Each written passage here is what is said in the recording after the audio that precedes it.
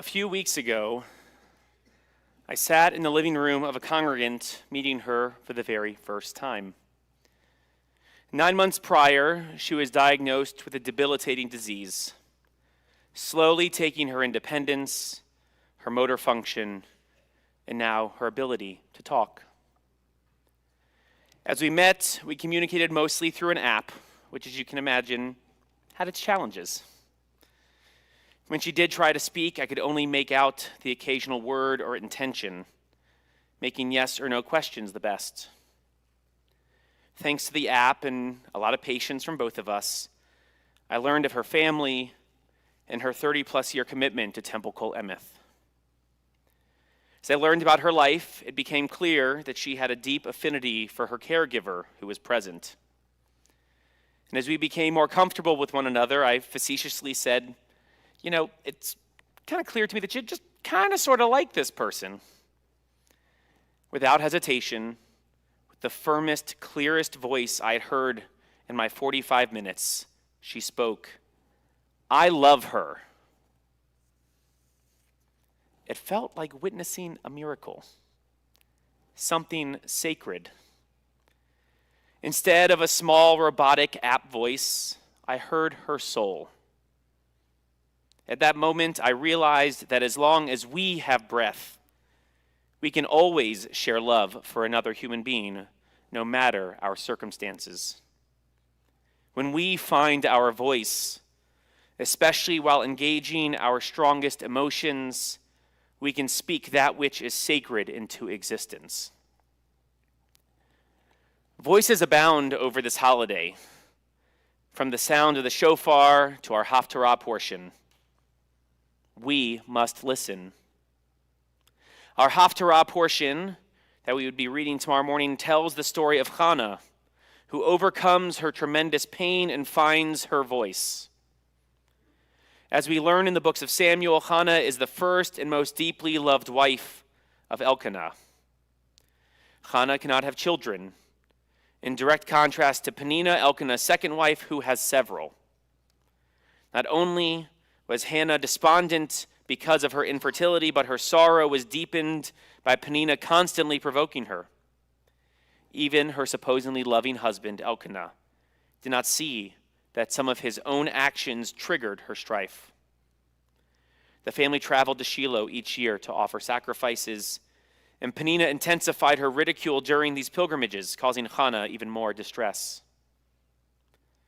One day, launching herself from this heartbreaking cycle, Hannah rose up and did something for the first time in Torah's telling of the story. She used her voice. V'hi marat nafesh v'tit palel al Adonai uvacho tifche v'tidor neder. She was a bitter soul. She was desperate. She prayed to God, weeping all the while, making a vow. The first words that Hannah speaks are a prayer and vow that if Adonai Tzevaot, God of hosts, allows Hannah to have offspring, she will dedicate her son to God. Hannah continues her prayer in such a way that Eli, the priest, takes notice, thinking she's drunk. V'Hannah hi medaberet al lib'a, rak sfateha na'ot, ve'kol'a lo yishame'a. Hannah was speaking to her heart, meaning only her lips moved, and her voice could not be heard. To overcome Eli's attention, Hannah professes her burdened spirit and pours out her soul, speaking from her great anguish and distress. Eli the priest responds, L'chi shalom, go in peace. May the God of Israel grant you what you have asked. What transpires next is the birth and growth of Hannah's son, the prophet Samuel, who would guide our people through horrible times to appoint Saul as the first king of Israel. Hannah's ability to find her voice through her pain, rather than hiding it, changes everything for generations. Hannah's voice changes everything. Indeed, that voice was special. She's the first woman in our tradition to pray. She's the first and only person in our ancient literature to refer to God as Adonai Tzevaot, God of hosts, showing her agency to center her own voice in her theology. Why does Jewish prayer emphasize having good intention and focus? Because Hannah spoke upon her heart. Why does the Talmud codify that at least some Jewish prayer must be done aloud? Because Hannah's lips moved. Why does the Talmud also say that when we pray aloud, we shouldn't be so loud to disturb our neighbors? Because though Hannah's lips moved, her voice could not be heard. Hannah discovers her voice amid pain and despair. By committing her and her family's future to her people and community, she betters her life and unknowingly changes our collective history for the good. Hannah teaches us that our words always have a lasting ripple effect. This is the power of doing the hard work to find one's own voice. As I reflect on my journey to this moment, standing here as the new senior rabbi, I see hundreds of faces, some of whom are thankfully familiar. Simultaneously, I can't help but look back at moments in my life where I can use hindsight to say, thank God that I heard that voice. I'm forever mindful that thanks to the voices of so many family, friends, colleagues, classmates, congregants, teens, therapists, mentors, I would not be who I am or where I am. In August of 2021, my family was devastated by the news that my mom, the happiest, proudest Grandma Laura to 3-month-old Nathan, was diagnosed with metastatic stage 4 pancreatic cancer. Already coping? Cry my first sermon, of course I am. Had to put mom in here, didn't I? Already coping with my dad's chronic health issues, this was a gut punch from which I'll never truly recover. Due to my pastoral training and experience, I knew that any treatment was just buying time. And every second with her became precious.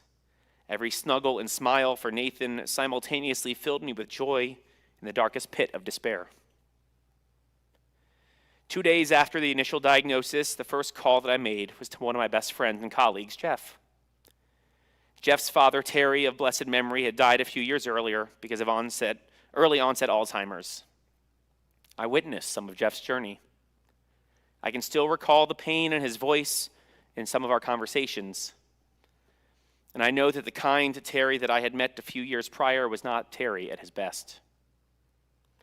Knowing that Jeff learned to cope with his new normal, continuing through rabbinical school and thriving, I wanted his wisdom.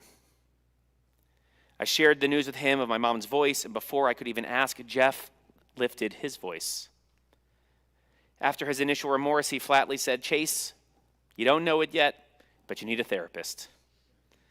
At some point in the coming weeks, months, or years, you will need a therapist, and the worst time to look for one is when you need one."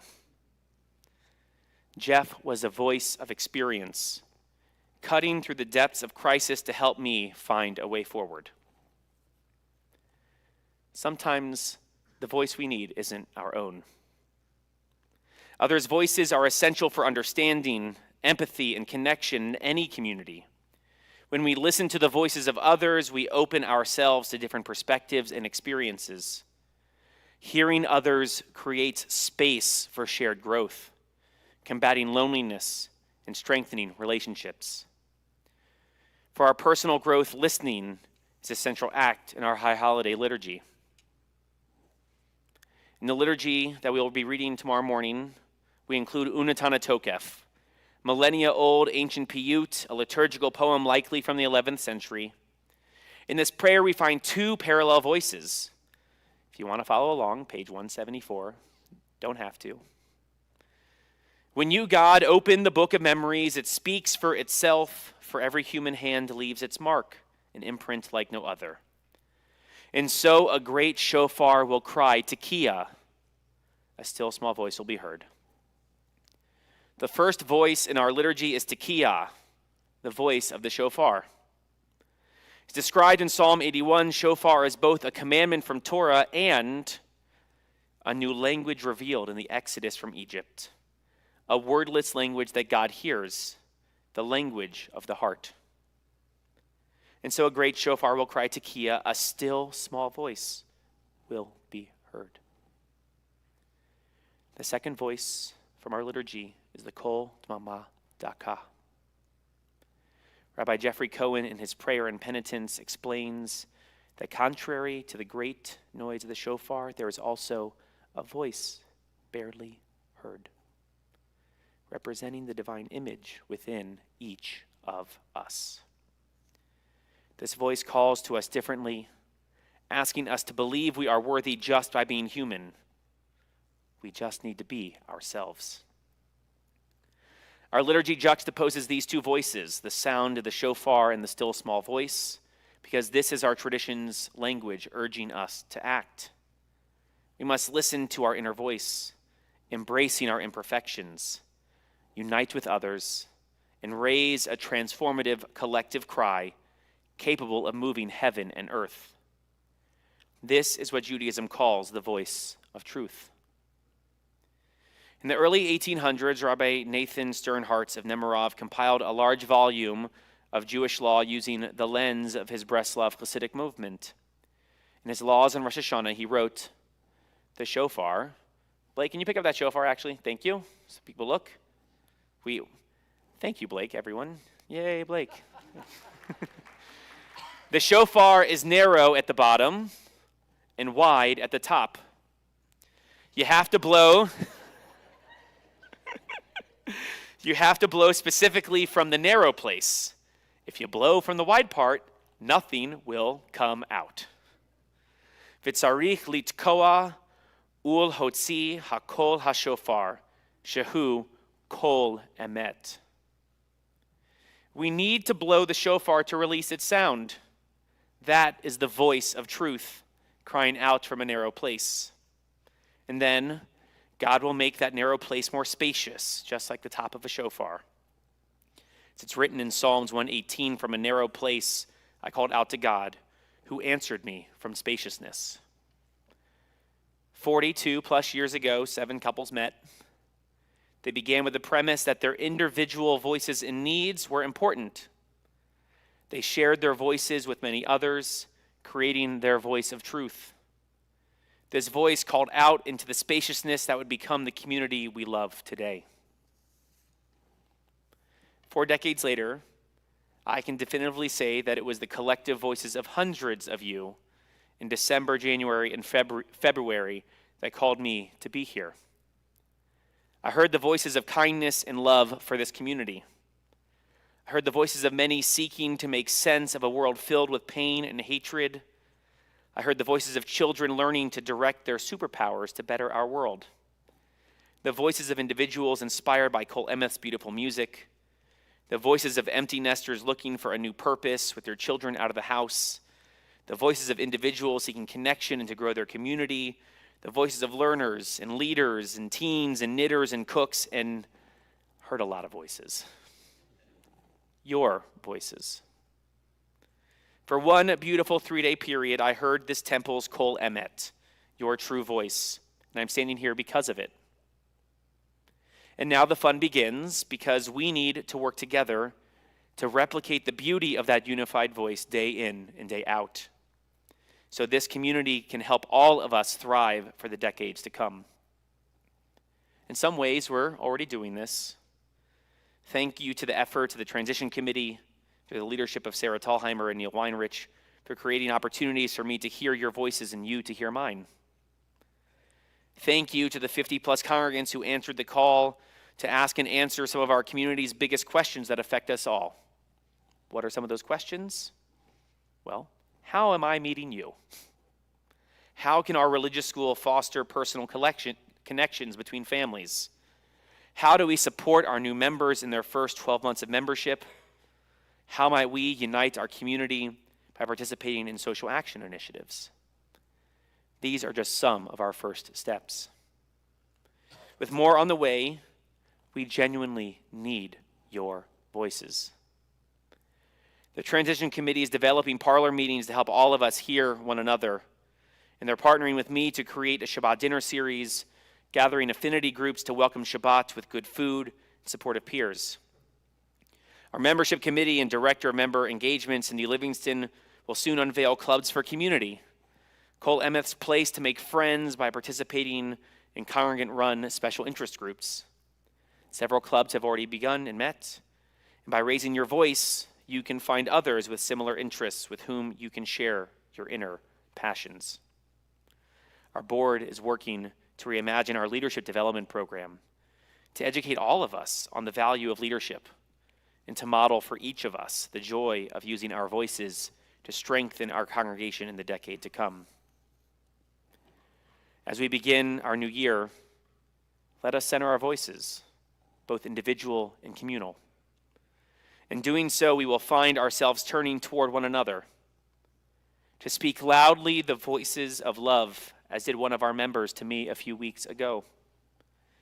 To vow a commitment to our people and our future, as did Hannah 3,000 years ago. To listen to the voice of others, as I did with my friend in time of crisis. To gather in prayer and song, as urged by our liturgy on this sacred day. To sound the shofar, hearing the Kol Emeth, this congregation's truth, as we will do tomorrow morning.